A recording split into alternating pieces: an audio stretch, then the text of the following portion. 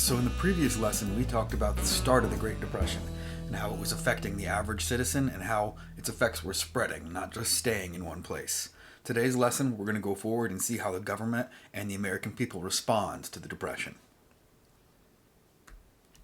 So, the weak economy did not improve like Hoover thought it would. Remember, Hoover was telling everybody to be patient and things would get better? Well, it turns out he was wrong, and the Depression was far worse than he initially thought. So he realized the government had to do something. So he proposed something called the Agricultural Marketing Act. And this is where Congress would use its extra money to buy the surplus crops from the farmers. And surplus means extra stuff, so stuff they couldn't sell. So the government's going to come and buy those extras, and that's going to help stabilize the prices and give the farmers some money back in their pockets. The Reconstruction Finance Corporation was established in 1932. And this gave emergency loans to banks. So if you remember that video clip we watched a couple of weeks ago with everybody rushing to take their money out of the banks and the banks closed, this was set up to help those banks reopen so people could get their money out. They also started the Federal Works Program to give people jobs. They spent about $750 million doing construction work, like building dams, highways, and repairing the roads. So if you think about in the movie we've been watching, you could see Jim trying to go get that job every single day, hoping to get picked. And that's what a lot of people were struggling with. They didn't have money, they didn't have jobs, and the Federal Works Program was set up to give them some work. They also put a moratorium on foreign countries' debts, basically telling foreign countries to not worry about the money they owe us, but to keep buying stuff from us. So, Hoover's proposals for improving the economy were not enough. It was too late, and the people wanted change. Remember, they're blaming Hoover for this problem. They called these, the homeless villages, they called them Hoovervilles. So Hoover isn't doing enough, and what he's doing is too late. So the next election in 1932 coming up, Franklin Delano Roosevelt wins the election pretty easily. And he promises that he has a new deal for the American people. He says he's going to get the country back on its feet.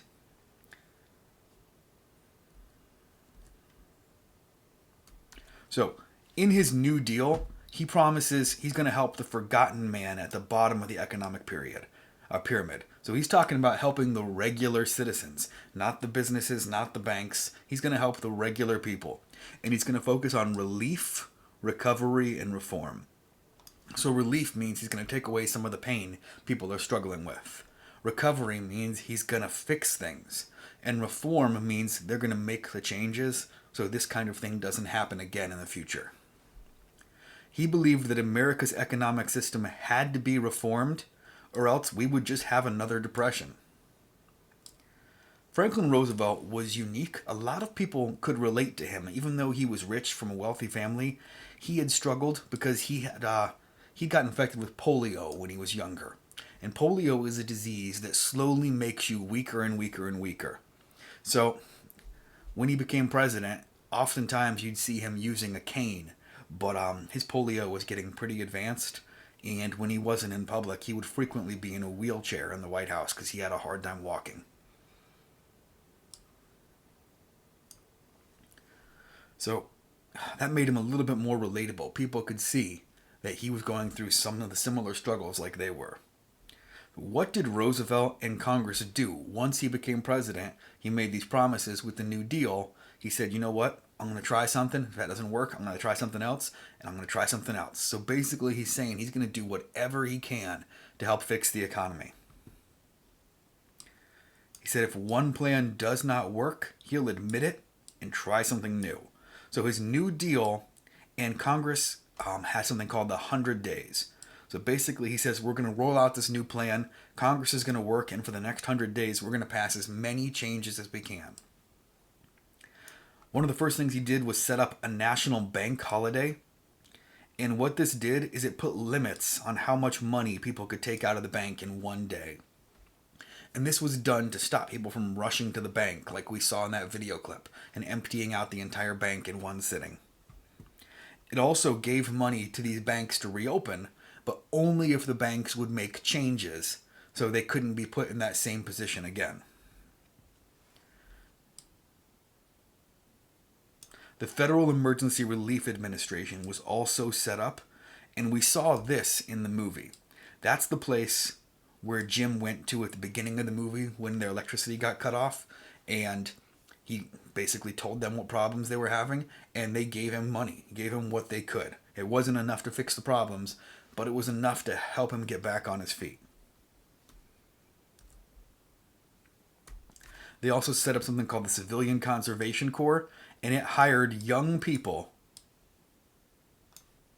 to do work, planting trees, building roads, fixing things like that.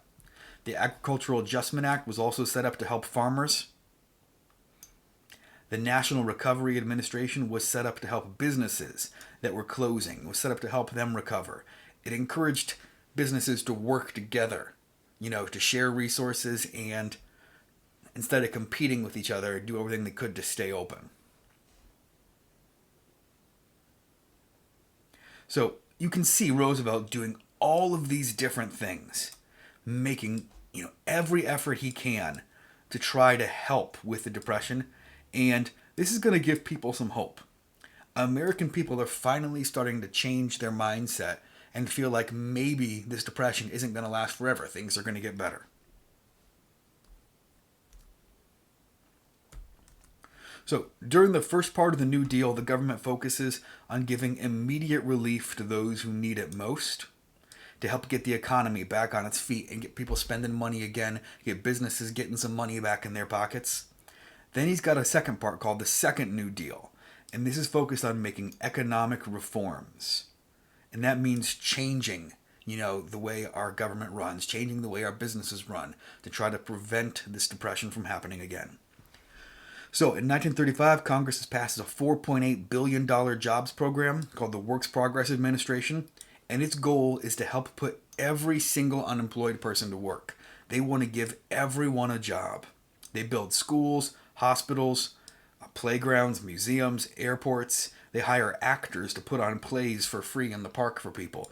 They hire artists to paint murals on buildings. They're hiring tons of people to do work. And some of that work is, construction, and some of that work is to just make people's lives a little bit better or a little bit easier. 8 million Americans find work with the WPA. And one of the important things about this is it gives people some self-respect back. Instead of, having to beg for money and worry about not being able to take care of their families, they're able to provide for them. And it makes them start to feel a little bit more confident and a little bit, better about themselves. So when that happens, some factories start hiring back some of the workers they had laid off. The Works Progress Administration offered millions of jobs to people. Beginning in 1936, they'd spent nearly $7 billion on the program. So the government is spending tons of money to give these people jobs.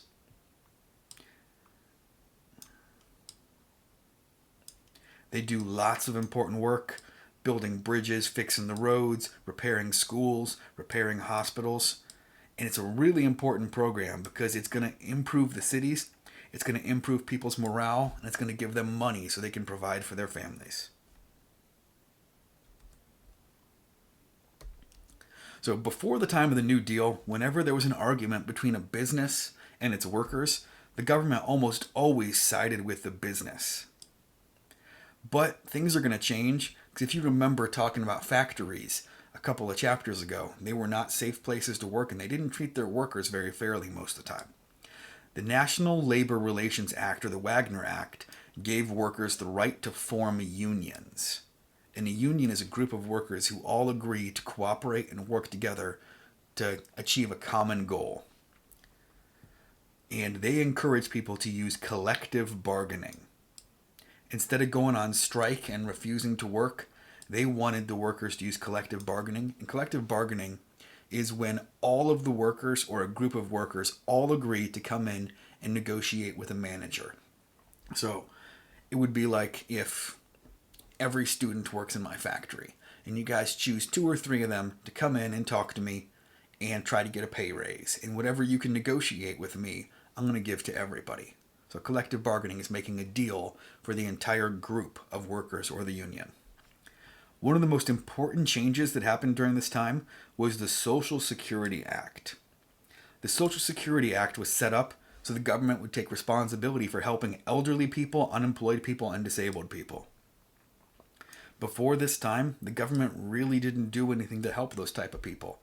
You were the responsibility of your family. It was their job to help you. And now the government is taking a little bit of initiative to help give some money and some resources to help people in these situations.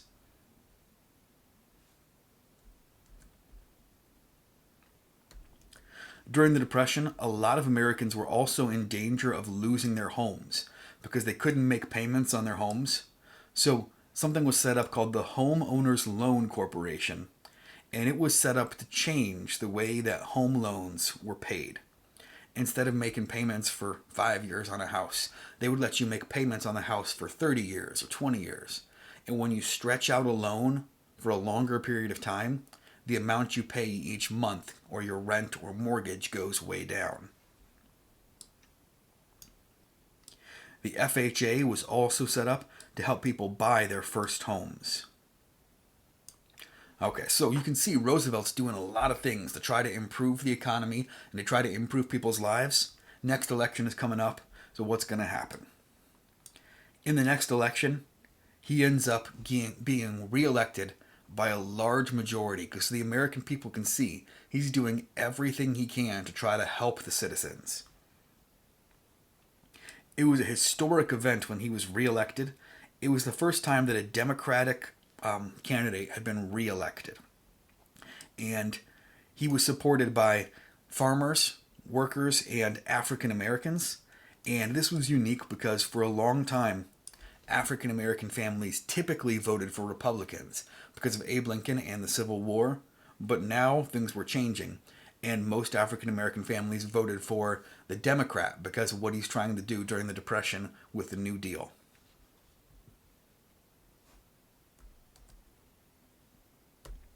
So Roosevelt and his New Deal programs are making big impacts on people's lives. Things are getting better, but some people in the Supreme Court were saying that these things he's doing are unconstitutional, and nothing is allowed to go against the Constitution.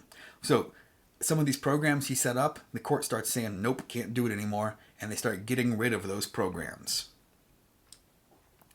Roosevelt gets frustrated, and he says these judges on the Supreme Court are basically stopping progress of him helping people. So Roosevelt tries to change it. The president gets to pick Supreme Court judges, but when you pick them, they are there for life. Roosevelt tried to change the rules, and he wanted to make it so judges could not be on the Supreme Court once they were over 70 years old. And there was a couple of weird stipulations to the rules, but basically what he was trying to do was kick out all the old judges so he could put new, younger judges who agreed with him, newer, more liberal judges in. A lot of people said, nope, you can't do that. That's cheating. That's court packing. And they rejected his plan. So they wouldn't let him, fire a whole bunch of judges. But Roosevelt was around for a long time. And as these judges retired, he appointed or chose judges who were going to agree with him more often.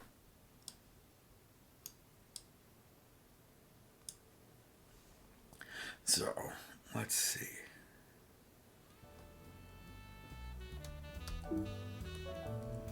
Okay, guys.